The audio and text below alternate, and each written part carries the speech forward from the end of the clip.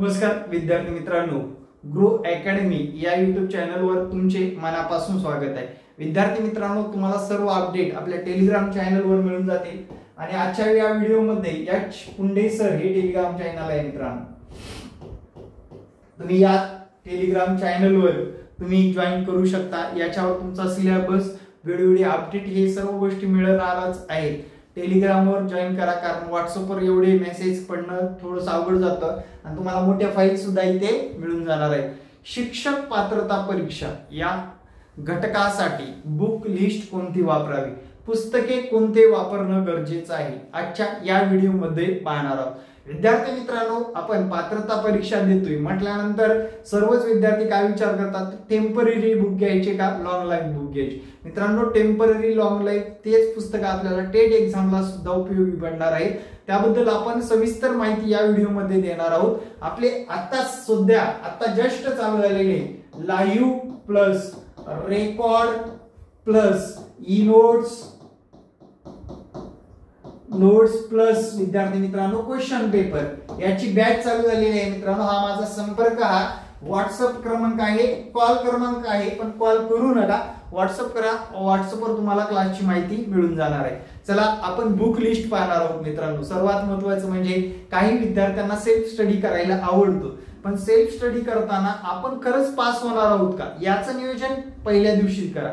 सर्व गोष्टी आपल्याला शक्य आहेत का याचं नियोजन पहिल्या दिवशी करा, तरच मित्रांनो आपण सेल्फ स्टडी करून एखादी परीक्षा पास होऊ शकतो। अदरवाईज आमच्यासारखे क्लासच्या माध्यमातून तुम्हाला 100% गॅरंटी देत असतील तर नेमकं परीक्षेपर्यंत तुम्हाला अभ्यास करायचा आहे आणि जे विद्यार्थी परीक्षेपर्यंत थोडा अभ्यास करत जातील त्यांना मित्रांनो 100% पास होण्याची संधी असते। चला मित्रांनो, सुरुवात करू आपण आजच्या या व्हिडिओला।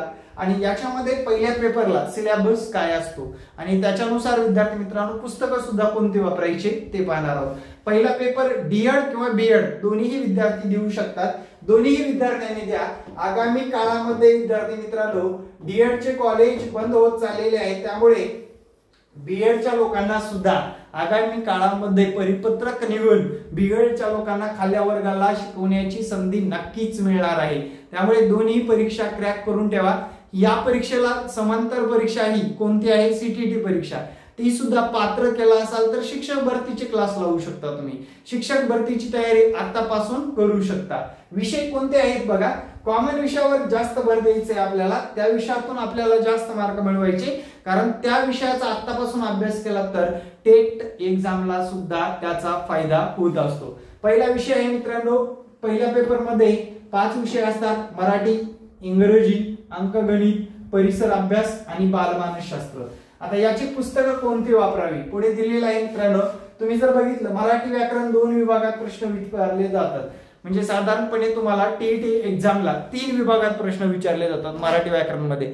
तर 3 विभाग कोणते कोणते, पहिला विभाग असतो व्याकरण, दुसरा विभाग असतो शब्दसंग्रह आणि तिसरा विभाग असतो मित्रांनो पत्र लेखन उतारा वाचन किंवा कविता संग्रह, याच्यावर प्रश्न विचारले जातात। याच्यातून आपल्याला मार्क मिळवायचे असतात। या पुस्तकासाठी जर विचारायला दिलं, बाळासाहेब शिंदे सरांचं पुस्तक वापरा किंवा मोरा वालिंबे सरांचं पुस्तक वापरा। फक्त आणि फक्त ग्रो अकॅडमीच्या जर नोट्स वापरलात मित्रांनो तुम्ही, तर 100% तुम्हाला या विषयामध्ये साधारण 25+ मार्क यायला कुठलीच अडचण येणार नाही, गॅरंटी के साथ मित्रांनो। कारण शब्दसंग्रह जे काही क्लासच्या माध्यमातून तुम्हाला मार्गदर्शन केलं जातं, क्लासच्या माध्यमातून जे काही रोजच्या रोज लेक्चर करत गेलात तरी तुम्हाला येथे फायदा होणार आहे। चला त्यानंतर इंग्रजी व्याकरण पुस्तके वापरायचे बाळासाहेब शिंदे सरांचं किंवा शेख सरगाराचं किंवा मागील पेपरचं ग्रामर तुम्हाला कव्हर करायचं आहे। तत्पूर्वी एक विषय सांगतो मित्रांनो, लक्षात घ्या, तुम्हाला मागील क्वेश्चन पत्रिका, मागील पेपरच्या क्वेश्चन पेपर घ्यायचे, आपल्या मागील प्रश्नपत्रिका मिळवायची आहे। आता याचं कुणाचं मिळवणं गरजेचं आहे, अतिशय चुका आणि विद्यार्थी मित्रांनो एकदम व्यवस्थित नसलेले पुस्तकं भरपूर बाजारामध्ये आहेत। मी सांगतोय तेच घ्या, विद्याभारती, मला काही पैसे भेटले नाहीत पण विद्याभारतीचं प्रश्नपत्रिका संच हेच घ्या मित्रांनो, बस विद्याभारतीचं प्रश्नपत्रिका संच हेच पुस्तक घ्या, कारण याच्यातून तुम्हाला हे सातत्यपूर्ण ब्रँडेड पुस्तक आहेत। कारण प्रश्नपत्रिकाचा संच जर तुम्ही मिळवला तरी बस झालं, त्याच्यानुसार रेफरन्स बुक वापरावेच लागतील। बाजारात जायचं आणि आम्हाला टीईटीच पुस्तक द्या असं म्हणायचं नाही, विद्याभारतीचं प्रश्नसंच द्या म्हणायचं. त्यानंतर रेफरन्स बुकच वापरायचं. आता यांचं मार्गदर्शन पुस्तिका घेऊन तुम्ही पास होणार नाही, लक्षात घ्या. यांचं मार्गदर्शन पुस्तिका एकच पुस्तक वाचून तुम्ही अजिबात पास होणार नाही. मार्गदर्शन पुस्तिकेतून वाचण्यासारखं भरपूर काय आहे, पण पास होण्याची गॅरंटी तुम्हाला रेफरन्स बुक मधूनच मिळणार आहे किंवा प्रॉपर नोट्स मधूनच मिळणार आहे. मग तुम्हाला लक्षात घ्यायचं आहे, प्रॉपर नोट्स कलेक्ट करणं गरजेचं आहे की पुस्तकं कलेक्ट करणं गरजेचं आहे, हे तुमचं तुम्ही ठरवायचंय. सेल्फ स्टडीची आवड असेल तर विद्यार्थी मित्रांनो तुम्हाला फक्त प्रश्नपत्रिका घ्यायची आहे आणि जे काही रेफरन्स बुक सांगितलेले आहेत ते रेफरन्स बुक तुमच्याकडे अवेलेबल पाहिजे आणि त्यातून अभ्यास करणं गरजेचं आहे. चला मित्रांनो, त्याच्या पुढे बघू. विषय आहे कोणता? परिसर अभ्यास. आता या विषयाचं जर विचारात घेतलं मित्रांनो, परिसर अभ्यासासाठी खूप बाकड पसारा वापरावा लागतो. तर 1 ते 10वी पर्यंतचे सर्वच पाठ्यपुस्तकं जे की विज्ञान आहे, इतिहास आहे, भूगोल आहे, नागरिक शास्त्र आहे, महाराष्ट्राचा इतिहास आहे, त्यानंतर छत्रपती शिवाजी महाराजांचा इतिहास आहे, याचं एकत्रित 12,000 प्रश्नांचा संग्रह केलेला आहे. आपण काय केले? एकत्रित 12,000 प्रश्नांचा संग्रह ई नोटच्या माध्यमातून विद्यार्थ्यांना प्रोव्हाइड केला जाणार आहे मित्रांनो. ई नोट्सच्या माध्यमातून जे विद्यार्थी फक्त क्लास लावतायत त्यांच्यासाठीच आहे मित्रांनो. ही अट आपण कंपल्सरी ठेवलेली आहे, कारण क्लास लावल्याशिवाय नोट्स प्रोव्हाइड करता येत नाही.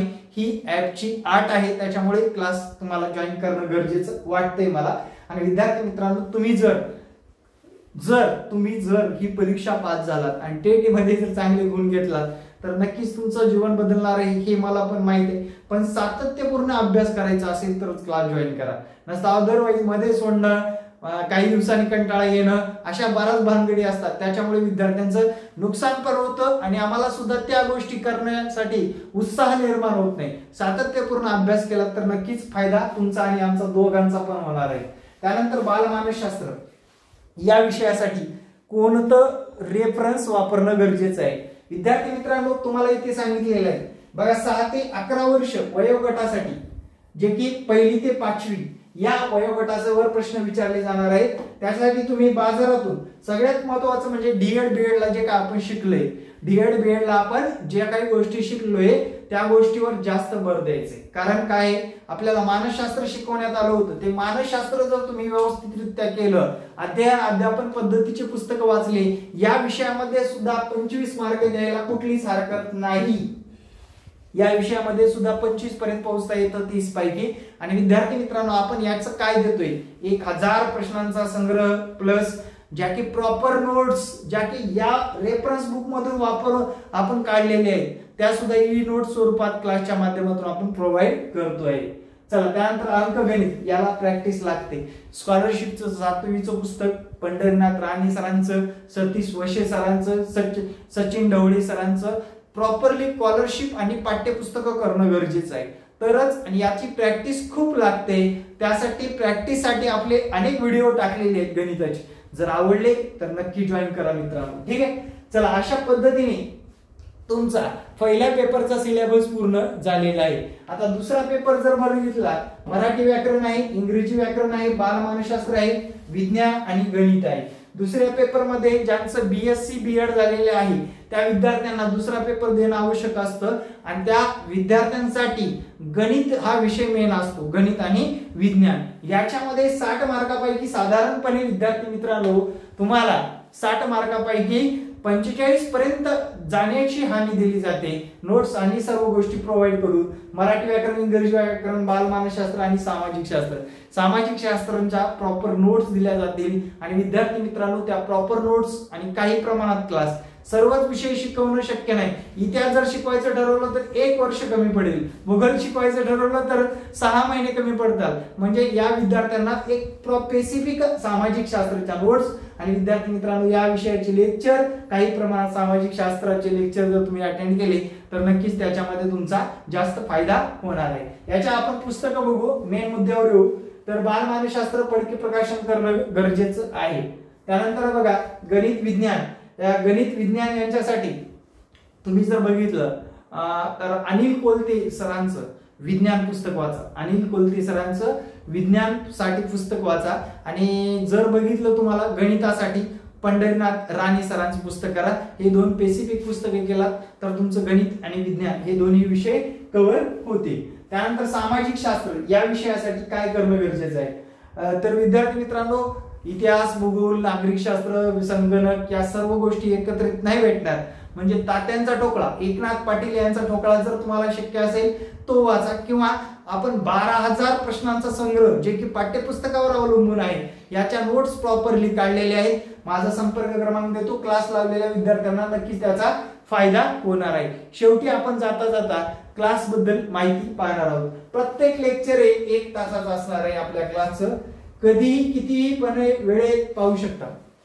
क्लासच्या व्हॅलिडिटी मध्ये ते लेक्चर कितीही वेळेस पाहू शकता. दिवसभरामध्ये 3 तास तरी लेक्चर होतील आपले.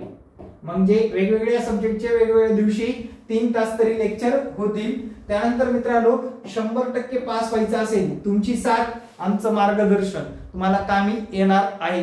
त्यानंतर 2021 मध्ये 500+ विद्यार्थी टीईटी परीक्षेमधून पास केलेले आहेत. काही विषयाच्या नोट्स उपलब्ध करून दिलेले आहेत तुम्हाला. आता सर्व काही म्हणण्याऐवजी सर्वच विषयाच्या नोट्स उपलब्ध करून दिलेले आहेत. आता बऱ्याच विद्यार्थ्यांचा प्रश्न असतो, सर तुम्ही सर्व विषय शिकवणार का? नाही मित्रांनो, इथे बघा विषयानुसार तज्ञ शिक्षक असणार आहेत. सुमैया मॅडम तुम्हाला इंग्लिश शिकवतील. मी स्वतः अंकगणित बुद्धिमत्ता हे विषय जे मेजर पार्ट असतो ते शिकवणार आहे. चौरी सर तुम्हाला मराठी व्याकरण, त्यानंतर पदम सर दुसरा विषय शिकवतात GK, मुंडे सर जे की सेट पास आहे ते बाल मानसशास्त्र शिकवतात. मानसशास्त्रामध्ये त्यांची PhD चालू आहे सध्या. म्हणजे हे सर्व लोक तुम्हाला शिकवायला असणार आहे. म्हणजे विद्यार्थ्यांना एक स्पेसिफिक गायडन्स आणि योग्य प्लॅटफॉर्म म्हणजे ग्रो अकॅडमी असणार आहे मित्रांनो आगामी काळामध्ये.